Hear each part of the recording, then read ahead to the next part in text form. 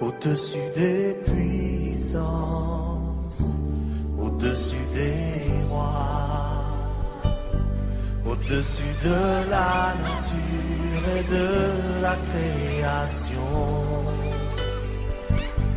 au-dessus de tous les plans des hommes sages, bien avant le monde tu existais. Au-dessus des royaumes, au-dessus des trônes, au-dessus des merveilles que ce monde a connues, par-dessus tous les trésors de la terre, rien ne peut mesurer ta valeur. Crucifié, seul abandonné, tu as souffert, méprisé, rejeté, telle une rose, foulée par nos pieds. Tu m'as sauvé, tu m'as aimé, par-dessus tout.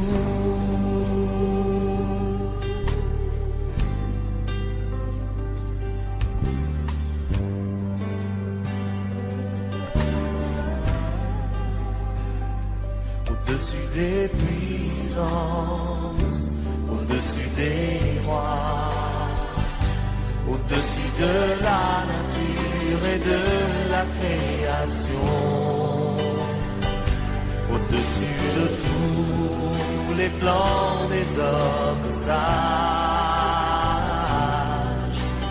bien avant le monde tu existais.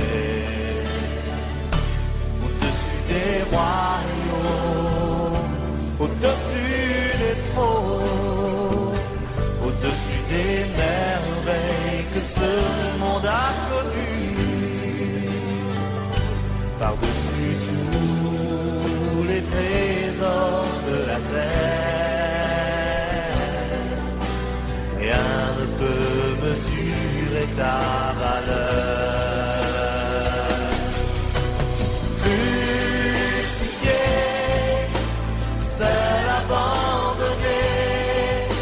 Tu as souffert, méprisé, rejeté, telle une rose, foulée par nos pieds. Tu m'as sauvé, tu m'as aimé, par-dessus tout. Crucifié, seul abandonné, tu as souffert, méprisé, rejeté, telle une rose, foulée par nos pieds. Tu m'as sauvé, tu m'as aimé, par-dessus tout.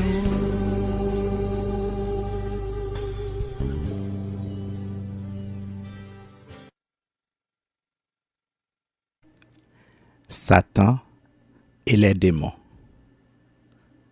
Qui est Satan le diable? Savez-vous que si vous commettez l'erreur de dire à un agent du gouvernement tel que un juge, un officier de police ou un médecin, j'ai vu le diable, il y a 99% de chances que tu finisses dans un asile pour les fous sans espoir de ne jamais en ressortir. Le saviez-vous? Pourquoi, d'après vous? Parce que, selon les officiels du gouvernement, Satan n'existe pas. Et quiconque déclare qu'il existe est automatiquement taxé de fou. Peut-on accuser ce qui n'existe pas? Tout le secret est dans la réponse à cette question. Et je sais que vous êtes des gens très intelligents. La parole de Dieu appelle le diable le séducteur, selon Apocalypse le chapitre 12, les versets 7 à 9 qui dit, et je cite, « Il y eut guerre dans le ciel. Michel et ses anges combattirent contre le dragon. Le dragon et ses anges combattirent, mais ils ne furent pas les plus forts, et leur place ne fut plus trouvée dans le ciel. Et il fut précipité, le grand dragon, le serpent ancien appelé le diable et Satan, celui qui séduit toute la terre. Il fut précipité sur la terre, et ses anges furent précipités avec lui. » Et dans 1 Timothée, le chapitre 4, verset 1er, nous lisons, et je cite, « L'Esprit dit expressément que, dans les derniers temps, quelques-uns abandonneront la foi pour s'attacher à des esprits séducteurs et à des doctrines de démons. » Je souligne que, dans Apocalypse 12, les versets 7 à 9, la Bible appelle Satan le dragon, le serpent ancien, le diable, Satan et celui qui séduit toute la terre. Vous ne trouvez pas bizarre que les dirigeants de ce monde gardent sous silence une telle déclaration et qu'ils font tout pour éviter d'en parler, comme s'il s'agissait d'un mythe, d'une légende, d'une histoire inventée de toutes pièces et qui n'intéresse personne? Dans ce message, vous connaîtrez toute la vérité sur Satan et sur ses agents, et vous connaîtrez également leur méthode de fonctionnement. Je vous rappelle que, dans ce message, notre but est de vous présenter le Dieu des dieux, qui a formellement déclaré que tous les autres dieux qui n'ont pas créé le ciel et la terre sont condamnés à disparaître, selon Jérémie le chapitre 10, les versets 10 et 11 qui dit, et je cite, « L'Éternel est Dieu en vérité. Il est un Dieu vivant et un roi éternel. La terre tremble devant sa colère et les nations ne supportent pas sa fureur. Vous leur parlerez ainsi. Les dieux qui n'ont point fait les cieux et la terre disparaîtront de la terre et de dessous les cieux. » Moïse a déclaré, et je cite dans le Deutéronome 6, le verset 4, « Écoute, Israël, l'Éternel, notre Dieu, est le seul éternel. » Dans Ésaïe 44, les versets 23 et 24, nous lisons et je cite, « Cieux, réjouissez-vous, car l'Éternel a agi. Profondeur de la terre, retentissez d'allégresse. Montagne, éclatez en cris de joie, vous aussi forêt avec tous vos arbres. Car l'Éternel a racheté Jacob, il a manifesté sa gloire en Israël. Ainsi parle l'Éternel, ton Rédempteur, celui qui t'a formé dès ta naissance. Moi, l'Éternel, j'ai fait toutes choses. Seul, j'ai déployé les cieux. Seul, j'ai étendu la terre. » Ce texte nous dit que l'Éternel Dieu est celui qui a tout créé. Dans le Deutéronome 32, les versets 39 et 40, nous lisons, « Sachez donc que c'est moi qui suis Dieu, et qu'il n'y a point de Dieu près de moi. Je fais vivre et je fais mourir. Je blesse et je guéris. Et personne ne délivre de ma main, car je lève ma main vers le ciel et je dis, je vis éternellement. » Cependant, nous lisons également dans Colossiens le chapitre 1er, les versets 15 et 16. Jésus est l'image du Dieu invisible, le premier-né de toute la création, car en Jésus-Christ ont été créées toutes les choses qui sont dans les cieux et sur la terre, les visibles et les invisibles. Trône, dignité, domination, autorité, tout a été créé par Jésus-Christ et pour Jésus-Christ. Il est avant toute chose et toute chose subsiste en lui. Il est la tête du corps de l'Église. Il est le commencement, le premier-né d'entre les morts, afin d'être en tout le premier. Car Dieu a voulu que toute plénitude habitât en Jésus-Christ. Il a voulu par lui réconcilier tout avec lui-même, tant ce qui est sur la terre que ce qui est dans les cieux, en faisant la paix par lui, par le sang de sa croix. Dans Apocalypse, le chapitre 22, Apocalypse, le chapitre 22, les versets 12 à 16, nous lisons. « Voici, je viens bientôt, dit Jésus, et ma rétribution est avec moi pour rendre à chacun selon ce qu'est son œuvre. Je suis l'alpha et l'oméga, le premier et le dernier, le commencement et la fin. Heureux ceux qui lavent leurs robes, afin d'avoir droit à l'arbre de vie et d'entrer par les portes de la ville. Dehors, les chiens, les enchanteurs, les impudiques, les meurtriers, les idolâtres, et quiconque aime et pratique le mensonge. Moi, Jésus, j'ai envoyé mon ange pour vous attester ces choses dans les églises. Je suis le rejeton et la postérité de David, l'étoile brillante du matin. »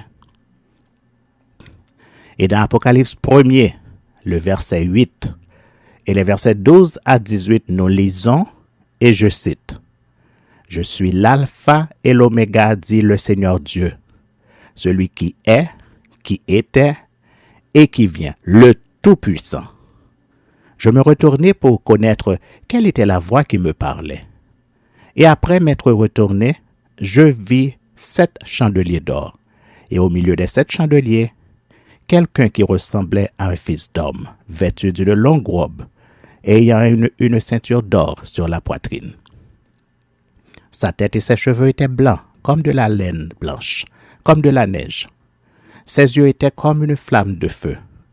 Ses pieds étaient semblables à de l'airain ardent, comme s'il eût été embrasé dans une fournaise. Et sa voix était comme le bruit de grandes eaux. Il avait dans sa main droite 7 étoiles. De sa bouche sortait une épée aiguë à 2 tranchants, et son visage était comme le soleil lorsqu'il brille dans sa force. Quand je le vis, je tombai à ses pieds comme mort. Il posa sa main droite en disant, il posa sur moi sa main droite en disant, ne crains point, je suis le premier et le dernier et le vivant. J'étais mort, et voici je suis vivant au siècle des siècles. Je tiens les clés de la mort et du séjour des morts.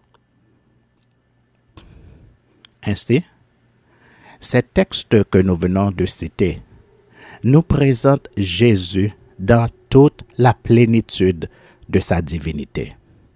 Mais qu'en est-il de Satan, le séducteur du monde? La parole de Dieu nous dit, et je cite dans Ecclésiaste, le chapitre 7 au verset 8, « Mieux vaut la fin d'une chose que son commencement. » Ce qui signifie, ce qui compte, ce n'est pas le commencement, mais la fin. Et justement, l'histoire de Satan le diable, selon la Bible, illustre parfaitement ce proverbe. En effet, Satan a une histoire, et son histoire est écrite dans la Bible. Qu'est-ce que la Bible nous dit de Satan? Lisons dans Ésaïe le chapitre 14, les versets 1 à 27. L'Éternel aura pitié de Jacob, il choisira encore Israël, et il les rétablira dans leur pays. Les étrangers se joindront à eux, et ils s'uniront à la maison de Jacob. Les peuples les prendront et les ramèneront à leur demeure. Et la maison d'Israël les possédera dans le pays de l'Éternel comme serviteurs et comme servantes. Ils retiendront captifs ceux qui les avaient fait captifs, et ils domineront sur leurs oppresseurs. Et quand l'Éternel t'aura donné du repos, après tes fatigues et tes agitations, et après la dure servitude qui te fut imposée, alors tu prononceras ce chant sur le roi de Babylone, et tu diras, « Et quoi? Le tyran n'est plus, l'oppression a cessé. L'Éternel a brisé le bâton des méchants, la verge des dominateurs, celui qui, dans sa fureur, frappait les peuples par des coups sans relâche, celui qui, dans sa colère, subjuguait les nations et poursuivait sans ménagement. Toute la terre jouit du repos et de la paix. On éclate en chants d'allégresse. Les cyprès même, les cèdres du Liban se réjouissent de ta chute. Depuis que tu es tombé, personne ne monte pour nous abattre. Le séjour des morts s'émeut jusque dans ses profondeurs pour t'accueillir à ton arrivée. Il réveille devant toi les ombres, tous les grands de la terre. Il fait lever de leur trône tous les rois des nations. Tous prennent la parole pour te dire, « Toi aussi, tu es sans force comme nous. Tu es devenu semblable à nous. Ta magnificence est descendue dans le séjour des morts avec le son de tes luttes. Sous toi est une couche de verre, et les vers sont ta couverture. Te voilà tombé du ciel, astre brillant, fils de l'aurore. Tu es abattu à terre, toi, le vainqueur des nations. Tu disais en ton cœur, je monterai au ciel. J'élèverai mon trône au-dessus des étoiles de Dieu. Je m'assirai sur la montagne de l'assemblée à l'extrémité du septentrion. Je monterai sur le sommet des nues, je serai semblable au Très-Haut. Mais tu as été précipité dans le séjour des morts, dans les profondeurs de la fosse. Ceux qui te voient fixent sur toi leur regard. Ils te considèrent attentivement. Est-ce là cet homme qui faisait trembler la terre, qui ébranlait les royaumes, qui réduisait le monde en désert, qui ravageait les villes et ne relâchait point ses prisonniers? Tous les rois des nations, oui, tous, reposent avec honneur, chacun dans son tombeau. Mais toi, tu as été jeté loin de ton sépulcre, comme un rameau qu'on dédaigne, comme une dépouille de gens tués à coups d'épée, et précipité sur les pierres d'une fosse comme un cadavre foulé aux pieds.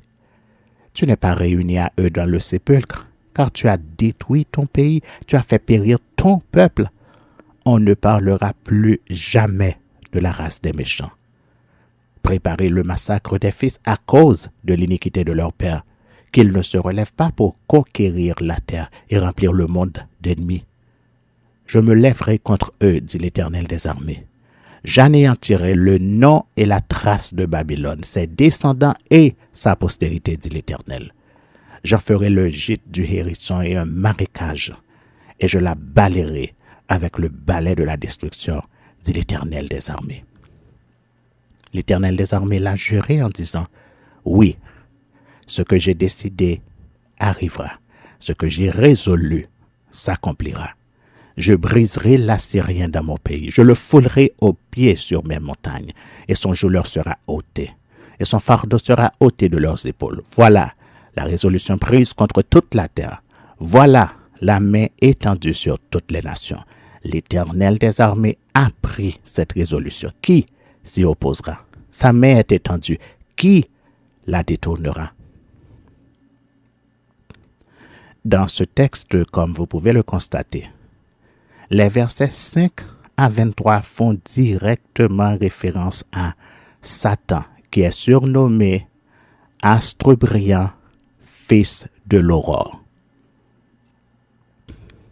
Il est reconnu que le fils de l'aurore, qui est cité au verset 12, est également connu sous le nom de Lucifer. Je souligne que le nom Lucifer est un nom latin qui signifie porteur de la lumière. Et ce nom n'apparaît pas dans la Bible, du moins pas dans la version Louis II que nous utilisons. Pourquoi? En latin, lux ou luxis signifie lumière et ferré signifie porter. D'où vient le nom Lucifer?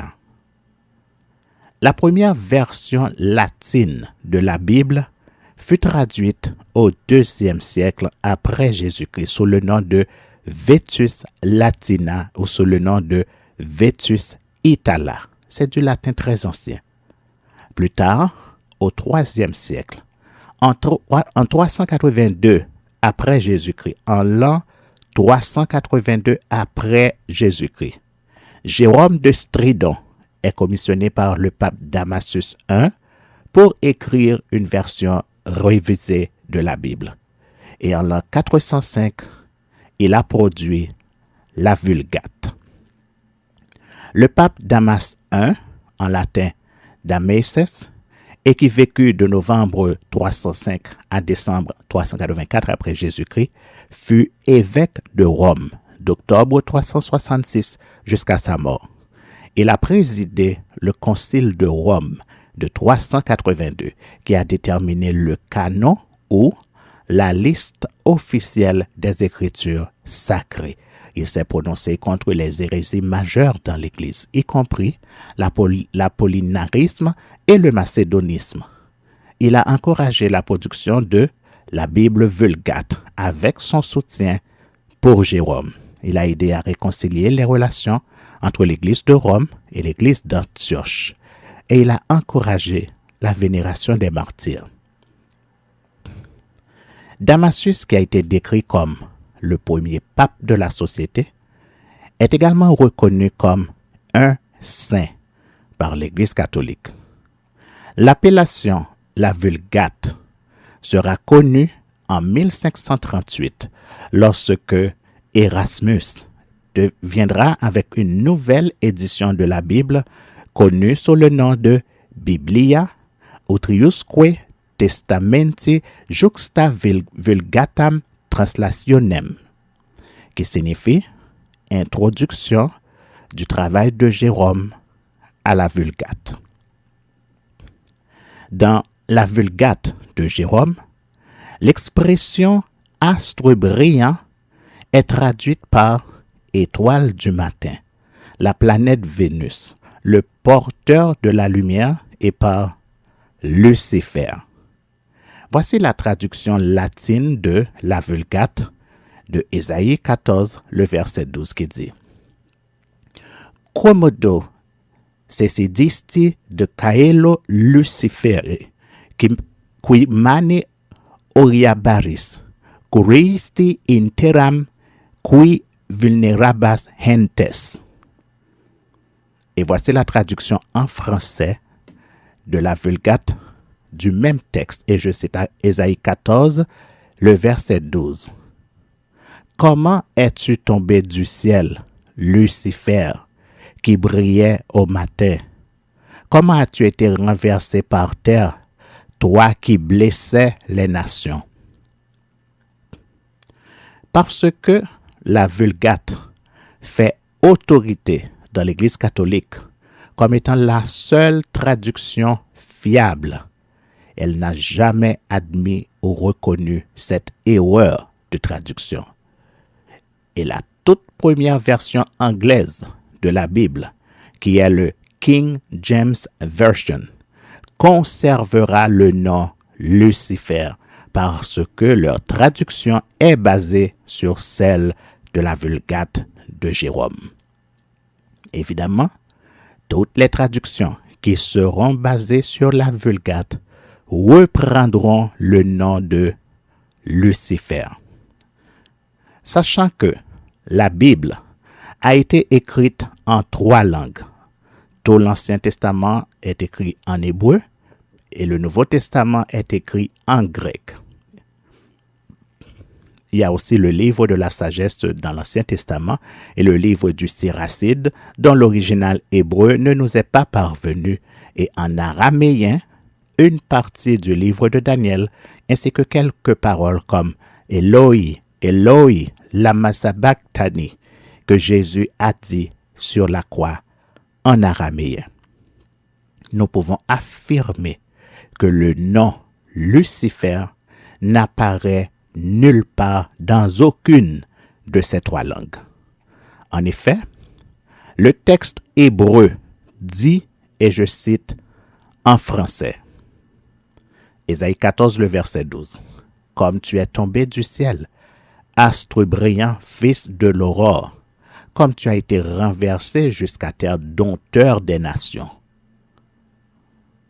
Je souligne que certains commentateurs voudraient associer le nom et la personne de Jésus à celui de Lucifer, sur la base que astre brillant et étoile brillante du matin, c'est la même chose.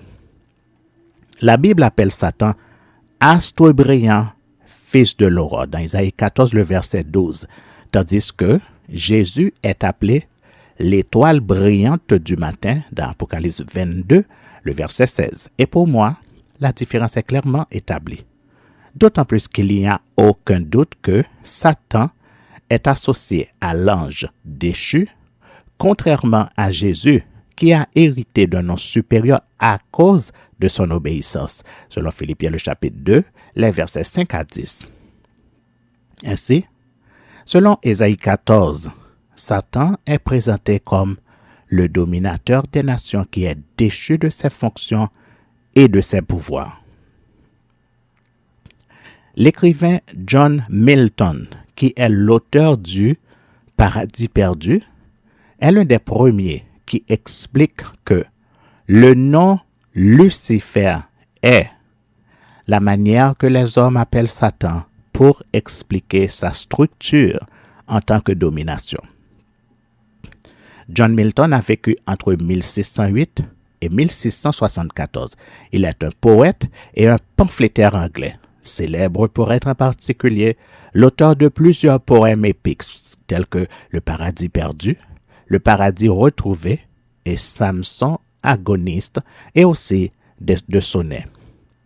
Il est né à Londres, alors dans le royaume d'Angleterre. Mais restons dans la Bible et lisons la suite que nous trouvons dans Ézéchiel, le chapitre 28, les versets 1 à 19. La parole de l'Éternel me fut adressée en ces mots.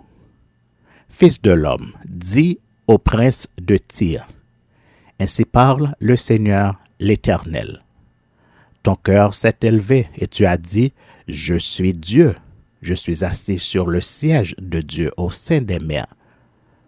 Toi, tu es homme et non Dieu, et tu prends ta volonté pour la volonté de Dieu. Voici, tu es plus sage que Daniel.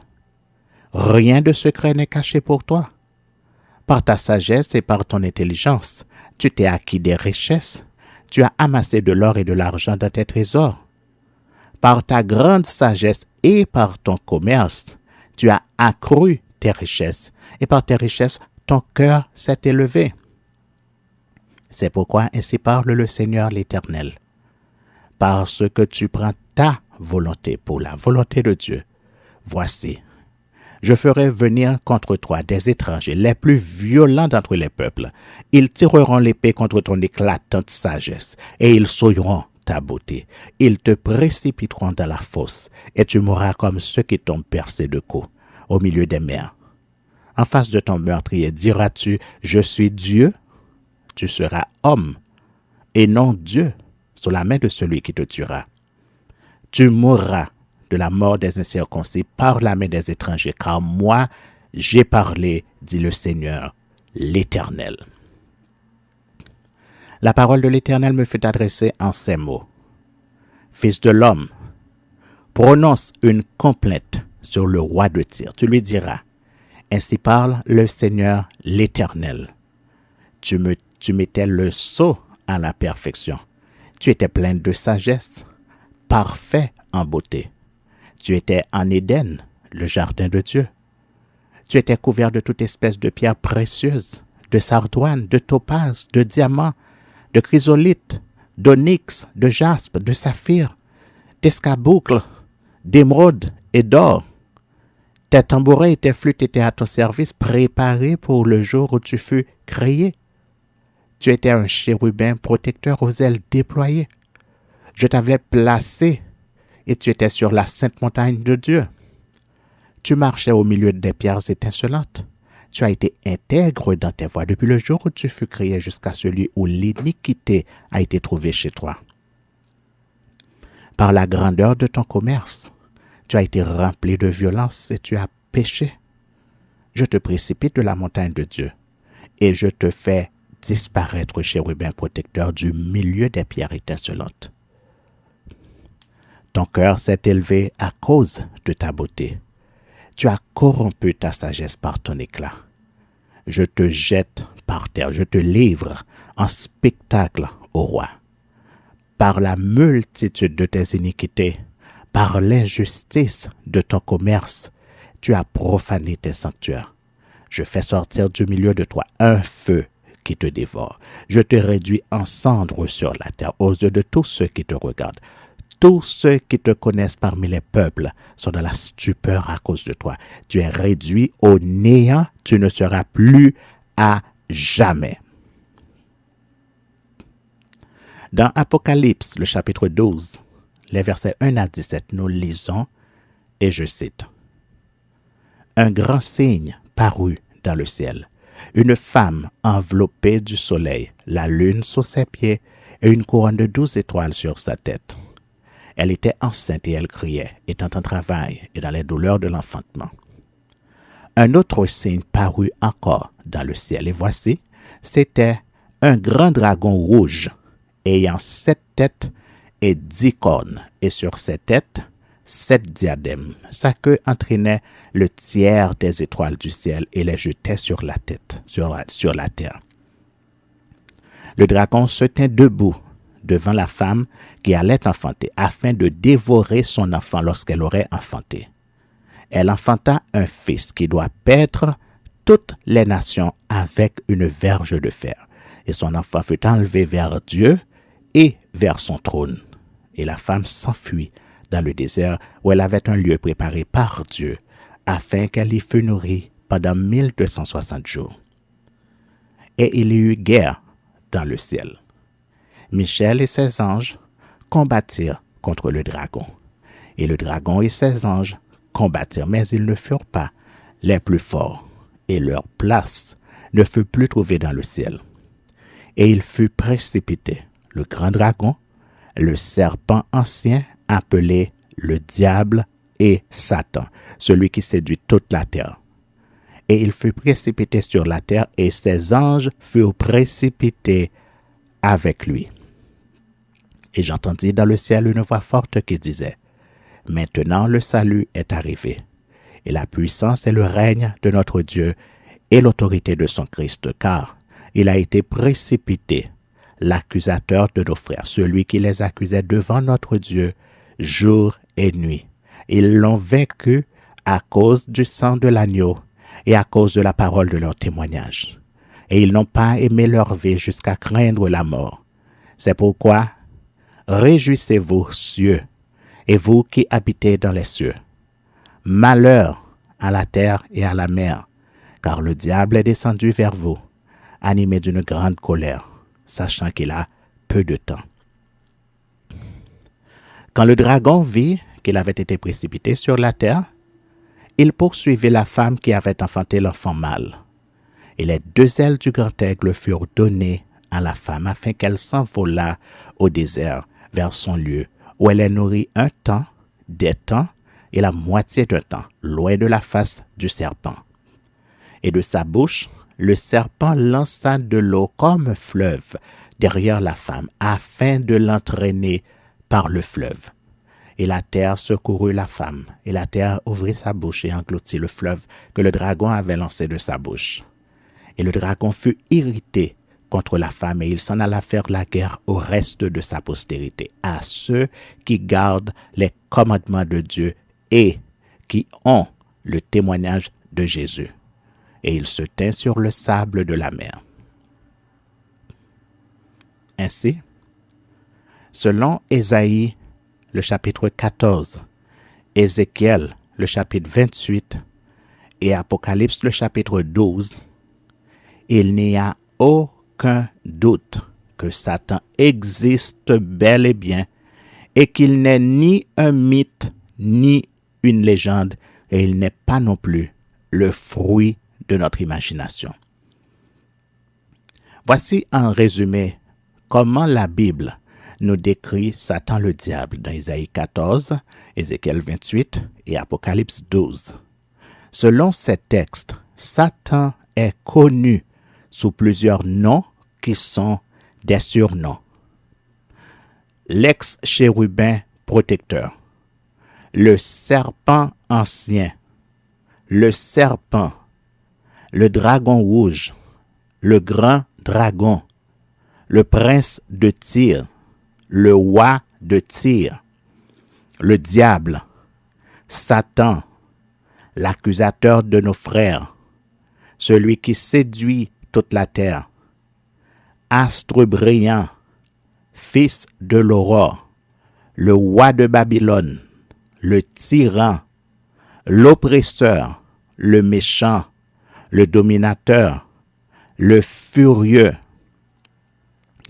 qui frappe les peuples sans relâche, celui qui subjuguait les nations dans la colère, le vainqueur des nations, l'homme qui faisait trembler la terre, celui qui ébranlait les royaumes, celui qui réduisait le monde en désert, celui qui ravageait les villes, celui qui ne relâchait point ses prisonniers, le bâton des méchants, la verge des dominateurs. Tous ces surnoms sont expressément cités dans Ésaïe 14, Ézéchiel 28 et Apocalypse le chapitre 12, sans oublier les autres surnoms qui sont cités formellement dans la Bible, tels que Belzébul, que nous trouvons dans Matthieu 12, le verset 24, Marc 3, le verset 22 et Luc 11, le verset 15.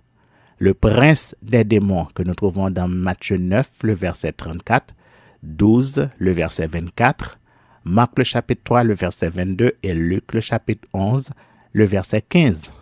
Le prince de ce monde, que nous trouvons dans Jean 12, le verset 31 et 14, le verset 30. Le prince de la puissance de l'air, que nous trouvons dans Éphésiens, le chapitre 2, le verset 2. L'esprit qui agit dans les fils de la rébellion, que nous trouvons dans Éphésiens, le chapitre 2. Le père de la rébellion, que nous trouvons dans Colossiens, le chapitre 3, le verset 6, Éphésiens 5, le verset 6, Éphésiens 2, le verset 2. Le Dieu de ce siècle, que nous trouvons dans 2 Corinthiens 4, le chapitre 4. Le disputeur de ce siècle, nous trouvons dans 1 Corinthiens 1er, le verset 20, pour ne citer que cela. Et cela nous fait 36 surnoms qui sont attribués à Satan. Donc, Satan est connu sous 36 surnoms que nous venons de citer. À présent, maintenant que vous connaissez plusieurs des surnoms de Satan, si vous voulez connaître les noms sous lesquels il est connu, je vous invite à lire le livre d'Enoch, le 7e après Adam, et qui vous révélera tous les noms de Satan. C'est le livre qui raconte tout sur les anges et les démons. Je dois toutefois vous mettre en garde. Premièrement, nous lisons, et je cite, dans 1 Corinthiens le chapitre 6, le verset 12. Tout m'est permis, mais tout n'est pas utile. Tout m'est permis, mais je ne me laisserai asservir par quoi que ce soit. Dans 1 Corinthiens, le chapitre 10, au verset 23, nous lisons « Tout est permis, mais tout n'est pas utile. Tout est permis, mais tout n'édifie pas. » Deuxièmement, si tu es curieux, ne laisse pas ta curiosité te dominer. Car il est écrit, Et je cite dans Josué, le chapitre 23 au verset 7. Appliquez-vous avec force à observer et à mettre en pratique tout ce qui est écrit dans le livre de la loi de Moïse, sans vous en détourner ni à droite ni à gauche.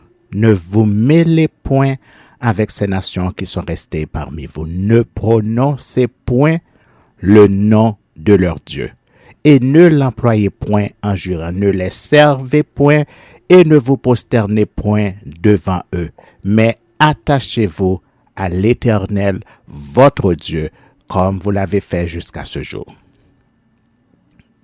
Et dans Exode, le chapitre 23, le verset 13, nous lisons: Vous observerez tout ce que je vous ai dit, et vous ne prononcerez point le nom d'autres dieux, qu'on ne l'entende point sortir de votre bouche. Comme tu le sais déjà, ton surnom explique qui tu es en peu de mots. Jésus avait dit, et je cite dans Jean le chapitre 14, le verset 30, « Je ne parlerai plus guère avec vous, car le prince du monde vient. Il n'a rien en moi. » Nous venons de voir précédemment que Jésus est le sauveur du monde.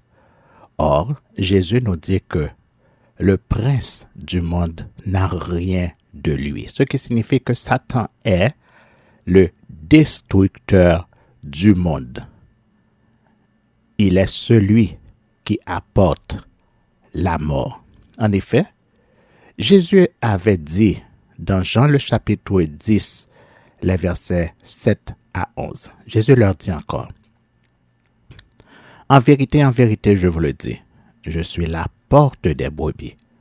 Tous ceux qui sont venus avant moi sont des voleurs et des brigands, mais les brebis ne les ont point écoutés. Je suis la porte. Si quelqu'un entre par moi, il sera sauvé. Il entrera et il sortira et il trouvera des pâturages. Le voleur ne vient que pour dérober, égorger et détruire. Moi, je suis venu afin que les brebis aient la vie et qu'elles soient dans l'abondance. Je suis le bon berger. Le bon berger donne sa vie pour ses brebis. Mais le mercenaire qui n'est pas le berger et à qui n'appartiennent pas les brebis voit venir le loup, abandonne les brebis et prend la fuite. Et le loup les ravit et les disperse. Le mercenaire s'enfuit parce qu'il est mercenaire et qu'il ne se met point en peine des brebis. Je suis le bon berger, je connais mes brebis et elles me connaissent, comme le Père me connaît et comme je connais le Père. Et je donne ma vie pour mes brebis. N'est-ce pas précisément ce que nous venons de lire dans Apocalypse, le chapitre 12 au verset 12, qui dit: Réjouissez-vous, cieux, et vous qui habitez dans les cieux. Malheur à la terre et à la mer, car le diable est descendu vers vous, animé d'une grande colère, sachant qu'il a peu de temps. En effet, nous lisons dans Daniel le chapitre 7, les versets 23 à 26. Il me parla ainsi: le quatrième animal, c'est un quatrième royaume qui existera sur la terre, différent de tous les royaumes, et qui dévorera toute la terre, la foulera et la brisera. Les 10 cornes, ce sont 10 rois qui s'élèveront de ce royaume.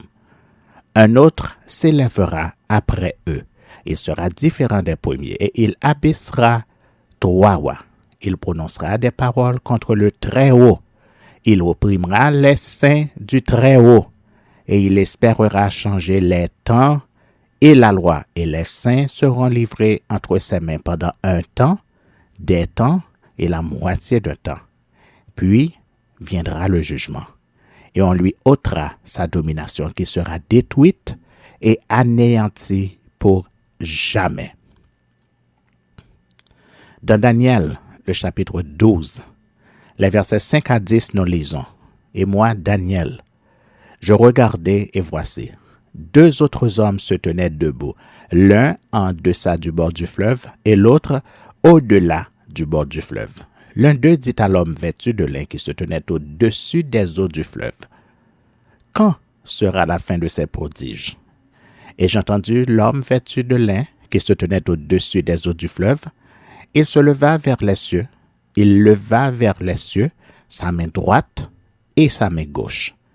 Et il jura par celui qui vit éternellement que ce sera dans un temps, des temps et la moitié d'un temps. Et que toutes ces choses finiront quand la force du peuple saint sera entièrement brisée.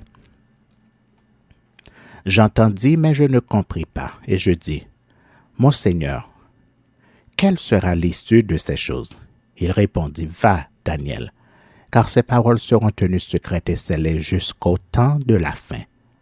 Plusieurs seront purifiés, blanchis et épurés. Les méchants feront le mal, et aucun des méchants ne comprendra.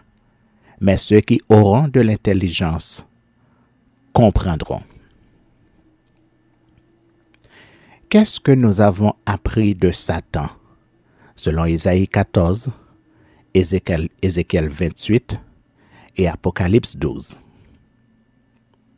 Ces textes nous disent que Satan était un chérubin protecteur qui était avec Dieu sur la montagne de Dieu. Il mettait le sceau à la perfection et il était parfait en beauté. Lisons un peu plus ce que nous dit la Bible sur la beauté de Satan. Et lisons dans Ézéchiel, le chapitre 27, qui nous dit « La parole de l'Éternel me fut adressée en ces mots. Et toi, fils de l'homme, prononce sur Tyr une complainte. Tu diras à Tyr, « Oh, toi qui es assise au bord de la mer, et qui trafique avec les peuples d'un grand nombre d'îles. Ainsi parle le Seigneur l'Éternel. Tyr, tu disais, je suis parfaite en beauté. Ton territoire est au cœur des mers. Ceux qui t'ont bâti t'ont rendu parfaite en beauté. Pour votre information, je souligne que l'Irak et le Liban sont des pays 100% musulmans, comme la Turquie. Tyr est une ville située au Liban, de la même manière que Babylone est une ville située en Irak. Et je souligne également que Dieu cite souvent le cèdre du Liban comme étant l'arbre le plus majestueux qui existe parmi tous les arbres. Parce que, selon le psaume 104, le verset 16, c'est l'Éternel lui-même qui a planté le cèdre du Liban. De plus, dans la Bible, des rois, des gens, des peuples et des nations sont souvent comparés au cèdre du Liban. Selon 2 Rois, le chapitre 14, le verset 29, le chapitre 19, le verset 23, 2 Chroniques 25, le verset 18, le psaume 29, le verset 5, 92, le verset 13, Ézéchiel 31, le verset 3, 1 Roi, le chapitre 4, le verset 33, Ézéchiel 17, le verset 3, Zacharie 11, le verset 1er, le psaume 104, le verset 16, Ésaïe 2, le verset 13, 14, le verset 8, 37, le verset 24, Cantique des Cantiques, le chapitre 5, le verset 15, Jérémie 22, le verset 23 et Juge, le chapitre 9, le verset 15. Mais il ne faut pas non plus oublier que nous pouvons lire dans Apocalypse, le chapitre 2, les versets 12 et 13 qui dit, et je cite, « Écris à l'ange de l'église de Pergame. Voici ce que dit celui qui a l'épée aiguë à deux tranchants. Je sais où tu demeures. Je sais que là est le trône de Satan. Tu retiens mon nom et tu n'as pas renié ma foi, même au jour d'Antipas, mon témoin fidèle qui a été mis à mort chez vous. Là où Satan a sa demeure. Pergame est une ville qui se trouve dans la Turquie moderne.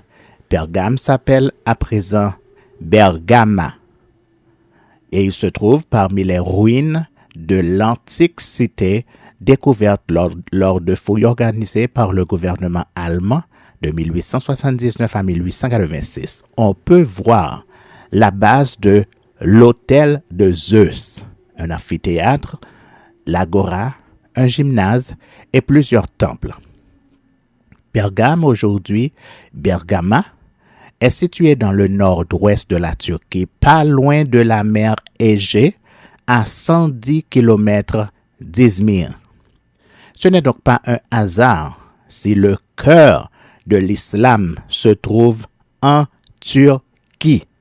Et ce n'est pas non plus un hasard si les musulmans sont farouchement opposés aux chrétiens et s'ils sont les ennemis mortels des chrétiens. Au moment où je vous parle, dans plusieurs pays qui sont 100% musulmans, les musulmans ont légalement le droit de torturer, de décapiter et de brûler vifs des chrétiens sur la seule base qu'ils sont des chrétiens. Les Nations Unies et toutes les grandes organisations mondiales et internationales le savent. Est-ce que cela signifie que la domination de Satan se limite à la Turquie, au Liban et à l'Irak? Non.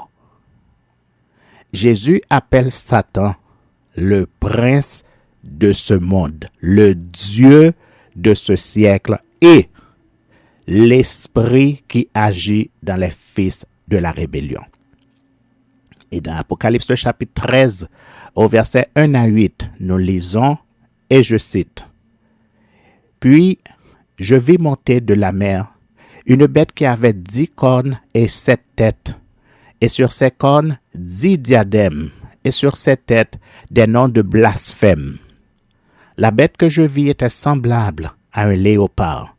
Ses pieds étaient comme ceux d'un ours, et sa gueule comme une gueule de lion. Le dragon lui donna sa puissance et son trône, et une grande autorité. Et je vis l'une de ses têtes comme blessée à mort, mais sa blessure mortelle fut guérie. Et toute la terre était dans l'admiration derrière la bête. Et ils adorèrent le dragon parce qu'il avait donné l'autorité à la bête. Ils adorèrent la bête en disant, qui est semblable à la bête et qui peut combattre contre elle? Et il lui fut donné une bouche qui proférait des paroles arrogantes et des blasphèmes. Et il lui fut donné le pouvoir d'agir pendant 42 mois. Et elle ouvrit sa bouche pour proférer des blasphèmes contre Dieu, pour blasphémer son nom et son tabernacle, et ceux qui habitent dans le ciel. Et il lui fut donné de faire la guerre aux saints et de les vaincre. Et il lui fut donné autorité sur toute tribu, tout peuple, toute langue et toute nation. Et tous les habitants de la terre l'adoreront. Ceux dont le nom n'a pas été écrit dès la fondation du monde dans le livre de vie de l'agneau qui a été immolé.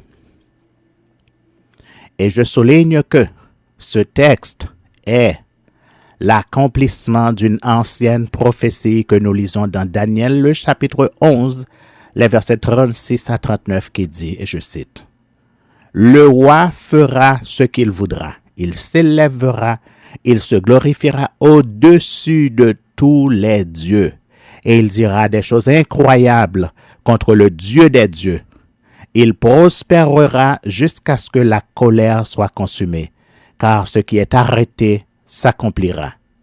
Il n'aura ni égard ni au Dieu de ses pères, ni à la divinité qui fait les délices des femmes. Il n'aura égard à aucun Dieu, car il se glorifiera au-dessus de tous. Toutefois, il honorera le Dieu des forteresses sur son piédestal. À ce Dieu que ne connaissaient pas ses pères, il rendra des hommages avec de l'or et de l'argent, avec des pierres précieuses et des objets de prix. C'est avec le Dieu étranger qu'il agira contre les lieux fortifiés, et il comblera d'honneur ceux qui le reconnaîtront. Il les fera dominer sur plusieurs. Il leur distribuera des terres pour récompense. Ce texte fait référence à un roi qui prononcera des blasphèmes contre le Dieu des dieux et qui n'aura d'égard à aucun des dieux, mais il honorera le Dieu des forteresses, selon le verset 38. Qui est le Dieu des forteresses? Faisons un peu d'histoire pour comprendre la réponse. L'ordre des Illuminati, ou les Illuminati, était une société secrète formée en Bavière qui a existé de 1776 à 1785. Ses membres se qualifiaient à l'origine de perfectibilistes. Bavière qui fait aujourd'hui partie de l'Allemagne moderne. C'est là où l'ordre est né. À l'époque, Bavière était située en Allemagne moderne, dans l'Allemagne moderne. Le groupe des Illuminati, inspiré par les idéaux des Lumières, a été fondé par le professeur de droit canonique Adam Weishaupt. Il voulait promouvoir l'éducation de la raison et la philanthropie et s'opposer à la superstition et à l'influence religieuse dans la société.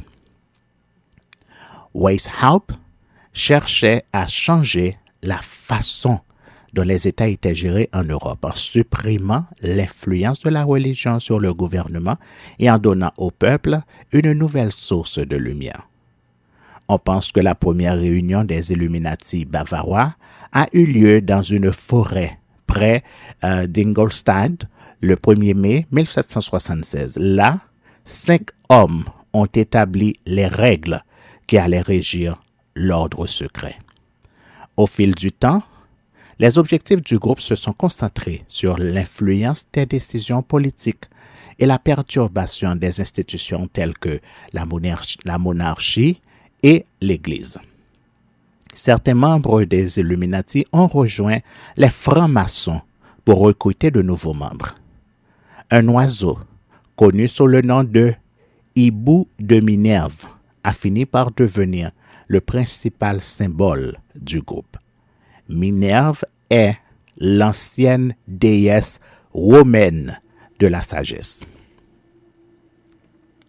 Les francs-maçons sont un ordre fraternel qui s'est développé à partir des guildes de tailleurs de pierre et de bâtisseurs de cathédrales du Moyen Âge. Dans certains pays, notamment aux États-Unis, il y a toujours eu une certaine paranoïa à l'égard des francs-maçons. En 1828, un mouvement politique à but unique, connu sous le nom de Parti anti-maçonnique, a même été créé. Comme les Illuminati recrutaient à l'origine des francs-maçons, les deux groupes ont souvent été confondus. L'œil de la Providence, un symbole qui ressemble à un œil dans un triangle, apparaît sur des églises du monde entier, ainsi que sur des bâtiments maçonniques et sur le billet de banque américain. En plus d'être associé à la franc-maçonnerie, il a également été associé aux Illuminati en tant que symbole du contrôle et de la surveillance du monde par ce groupe. Or, stricto sensus, c'est un emblème chrétien qui signifie l'œil qui voit tout. Il a été utilisé dans des peintures pour représenter la vigilance de Dieu sur l'humanité. Au XVIIIe siècle, il a commencé à être utilisé de manière nouvelle. Par exemple, dans la Déclaration des droits de l'homme et du citoyen de Jean-Jacques François Le Barbier, une version illustrée du document sur les droits de l'homme adopté par l'Assemblée nationale constituante de la France en 1789. Dans ce cas, il s'agit d'un instrument de la raison paternaliste qui surveille la nouvelle nation démocratique. Il n'existe aucun lien officiel entre l'œil magique et les Illuminati. Le lien qui lui est attribué est probablement dû au fait que le groupe d'origine partageait des similitudes avec les francs-maçons qui utilisaient l'image comme symbole de Dieu. En 1784, Karl Theodor, duc de Bavière, interdit la création de tout type de société non autorisée auparavant par la loi. Et l'année suivante, il adopte un deuxième édit interdisant expressément les Illuminati. Lors de l'arrestation de membres présumés des Illuminati, des documents compromettants prônant des idées telles que l'athéisme et le suicide ont été trouvés en leur possession, ainsi que des instructions pour pratiquer des avortements. Cela a renforcé la conviction que le groupe était une menace pour l'État et pour l'Église. Après cela, l'ordre des Illuminati semble avoir disparu, bien que certains pensent qu'il a continué à vivre.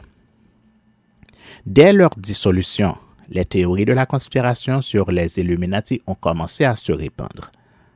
En 1797, le publiciste français et prêtre jésuite qui est l'abbé Augustin Bauel a suggéré que des sociétés secrètes telles que l'ordre des Illuminati avaient été le fer de lance de la Révolution française.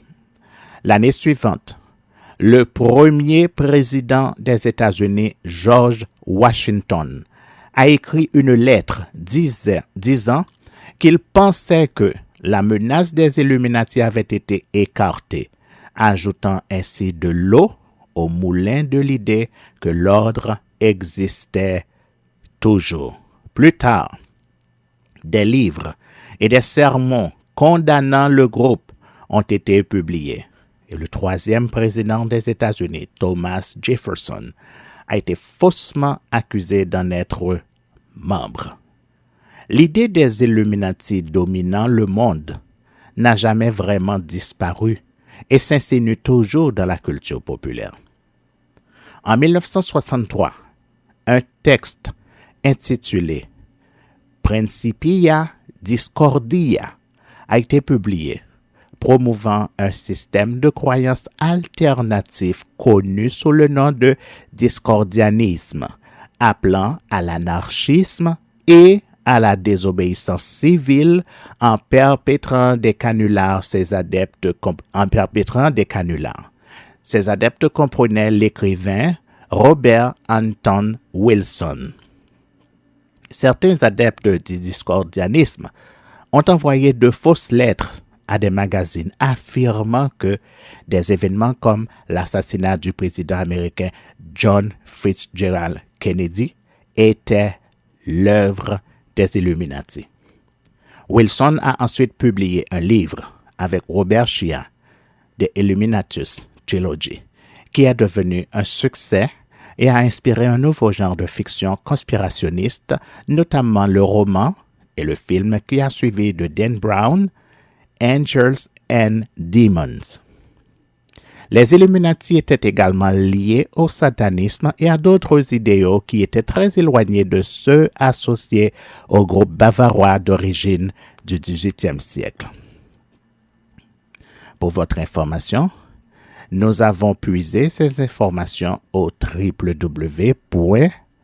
bbc.com/Afrique/monde-577469917.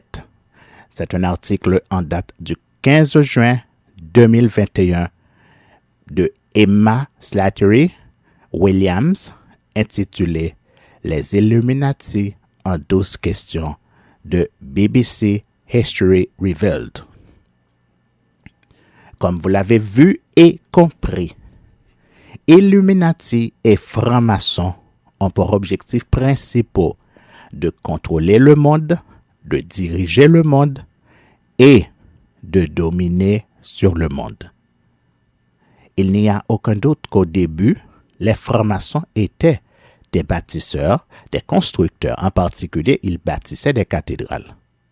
Une cathédrale est un lieu de culte destiné à vénérer un dieu. Or, les francs-maçons vénèrent un dieu connu sous le nom de Baphomet. Baphomet est le dieu des forteresses. Et Baphomet est l'un des noms connus de Satan. Ce n'est donc pas un hasard si tous les dirigeants de ce monde sont des francs-maçons. Et ce n'est pas non plus un hasard si tous les présidents américains étaient des francs-maçons. Et je vous invite à visiter le site www.grelane.com /fr/sciences humaines. Sciences humaines avec trait d'union au pluriel /histoire au singulier et culture au singulier / président au pluriel WHO where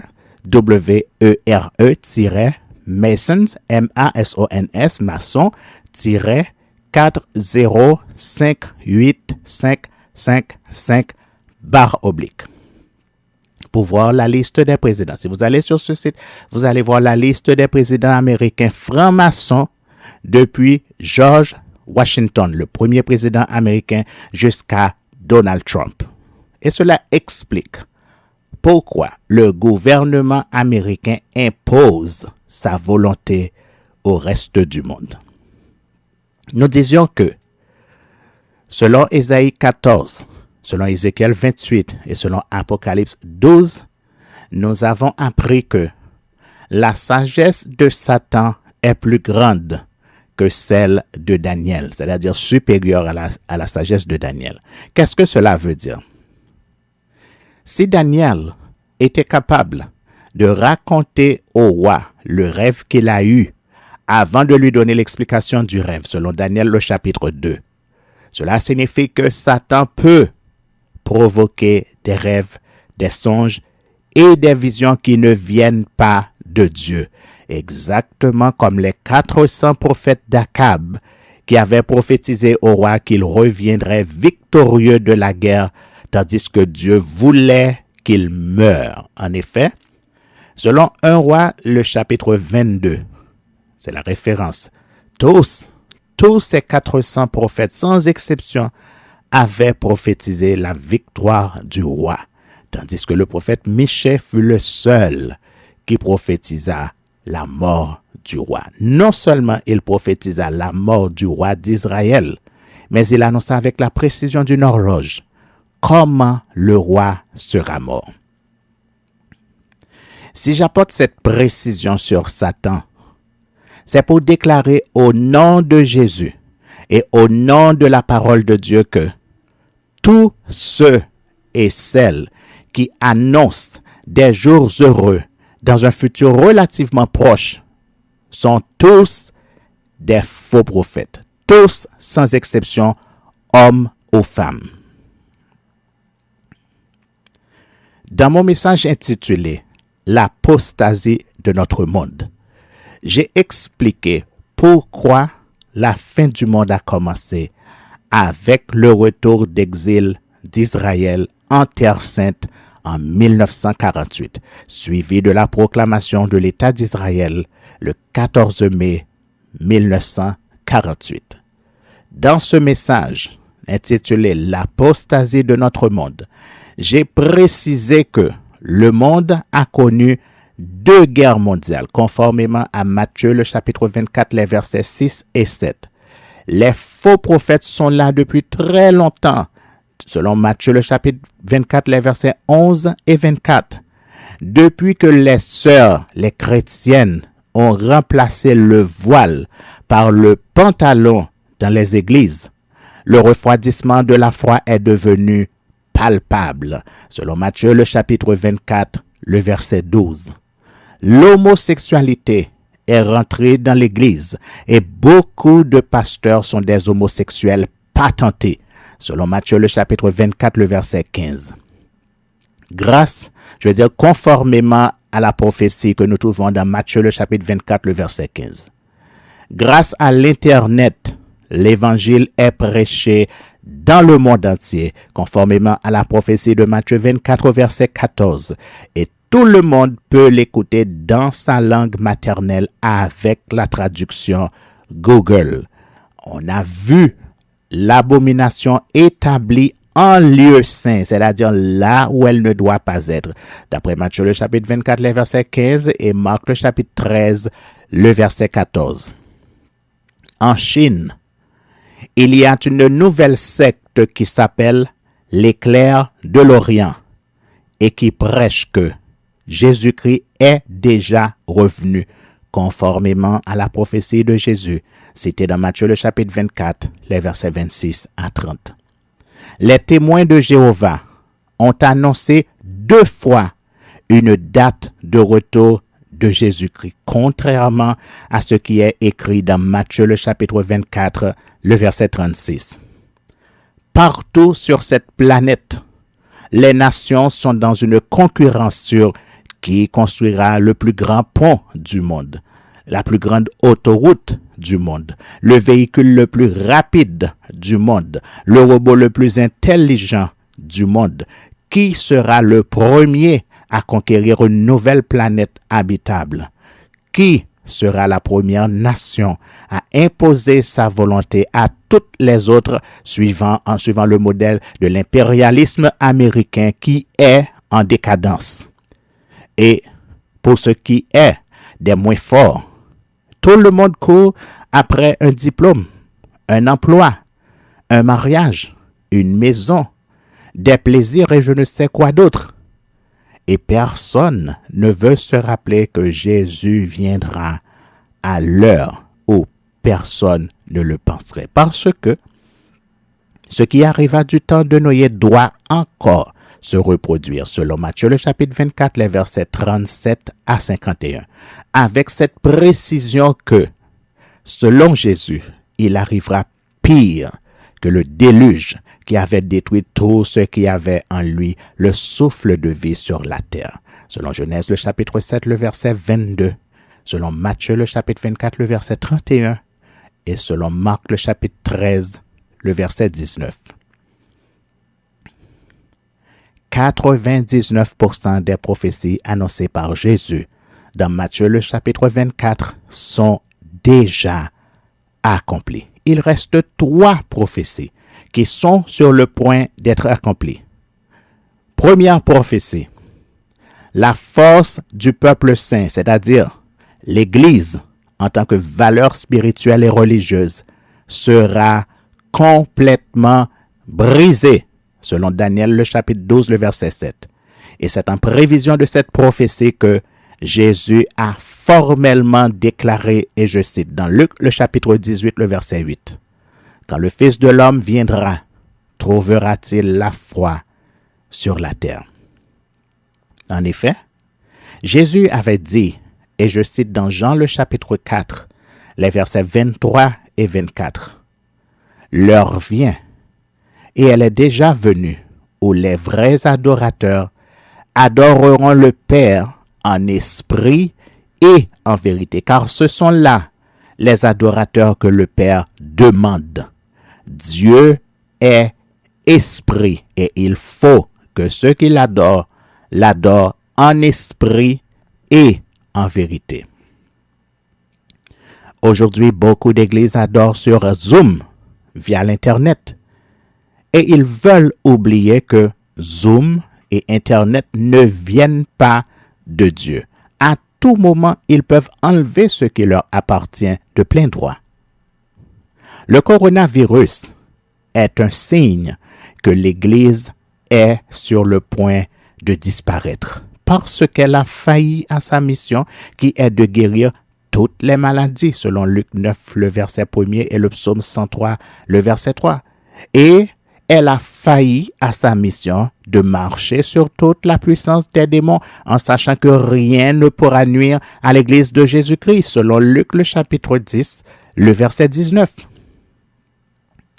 La vraie Église de Jésus-Christ est au coma depuis 2012 lorsqu'elle a accepté d'avaler la pilule qui l'oblige à célébrer des mariages homosexuels ou à fermer ses portes sans autre forme de procès. Deuxième prophétie. Les méchants feront la guerre aux saints et ils les vaincront, selon Daniel le chapitre 7, le verset 21 et Apocalypse le chapitre 13, le verset 7. Pourquoi les saints seront vaincus? Parce que nous sommes trop faibles dans la foi? Parce que nous manquons de puissance spirituelle?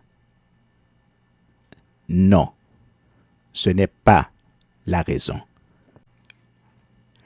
C'est plutôt parce que la prophétie doit suivre son cours normal et rien ni personne ne pourra l'en empêcher, selon qu'il est écrit, et je cite dans Ésaïe, le chapitre 55, le verset 11, les versets 10 et 11. Comme la pluie et la neige descendent des cieux et n'y retournent pas sans avoir arrosé, fécondé la terre et fait germer les plantes, sans avoir donné de la semence au semeur et du pain à celui qui mange. Ainsi en est-il de ma parole qui sort de ma bouche. Elle ne retourne point à moi sans effet, sans avoir exécuté ma volonté et accompli mes desseins. Nous savons que nous sommes destinés à la souffrance, selon 1 Thessaloniciens, le chapitre 3, le verset 3.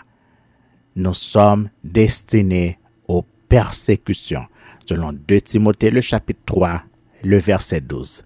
Selon qu'il est écrit, et je cite dans Jean, le chapitre 15, les versets 18 à 21. Si le monde vous hait, sachez qu'il m'a haï avant vous.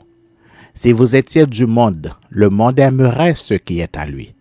Mais parce que vous n'êtes pas du monde, et que je vous ai choisi du milieu du monde, à cause de cela, le monde vous hait. Souvenez-vous de la parole que je vous ai dite. Le serviteur n'est pas plus grand que son maître. S'ils m'ont persécuté, ils vous persécuteront aussi.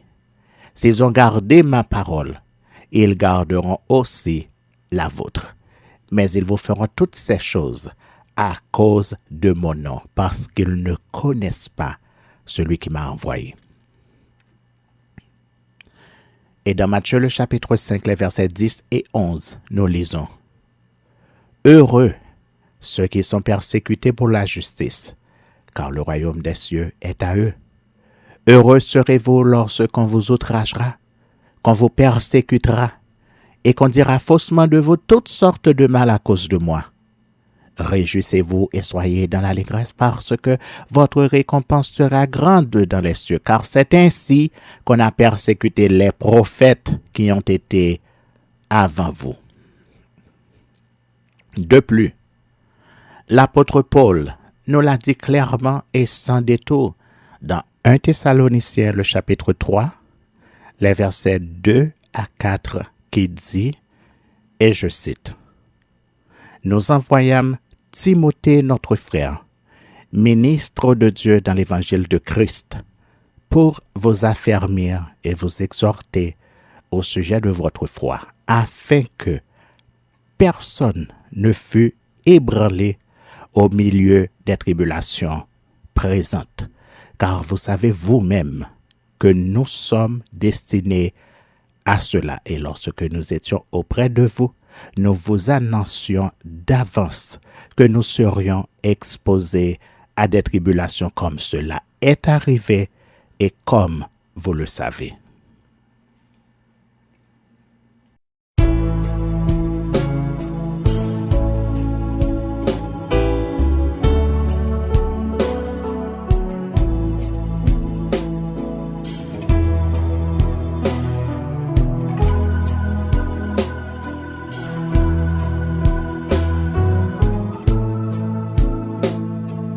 Ne crains rien, je t'aime, je suis avec toi.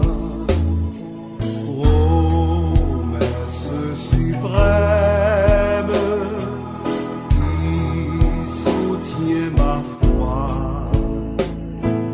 La sombre vallée n'a plus de terreur. L'âme consolée, je marche avec mon Sauveur. Non, jamais tout seul. Non, jamais tout seul. Jésus, mon Sauveur, me garde. Jamais ne me laisse seul.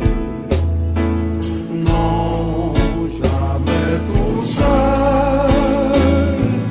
Non, jamais tout seul. Jésus, mon Sauveur, me garde. Je ne suis jamais tout seul.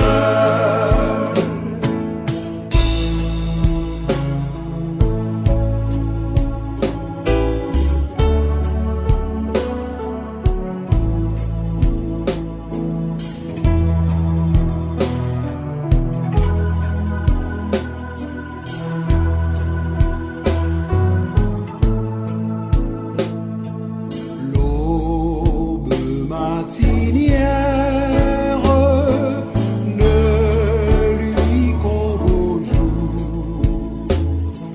Jésus, ma lumière, m'éclaire toujours. Quand je perds de vue l'astre radieux, à travers la nuit, Jésus me montre les cieux. Non, jamais tout seul. Non, jamais tout seul. Jésus, mon Sauveur, me garde. Jamais ne me laisse seul. Non, jamais tout seul. Non, jamais tout seul. Jésus, mon Sauveur, me garde. Je ne suis jamais tout seul.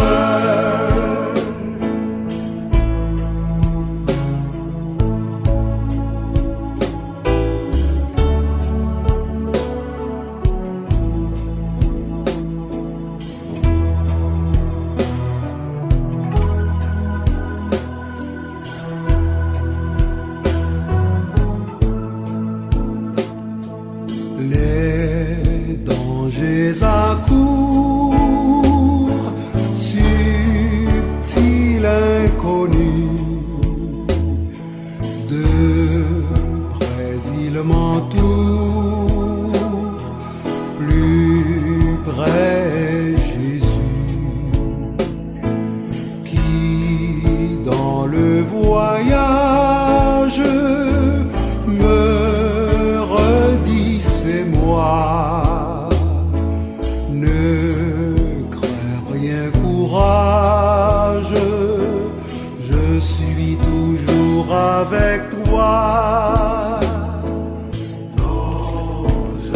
jamais tout seul, non, jamais tout seul. Jésus mon sauveur me garde, jamais ne me laisse seul. Non, jamais tout seul, non, jamais tout seul. Jésus mon sauveur me garde, je ne suis jamais tout seul.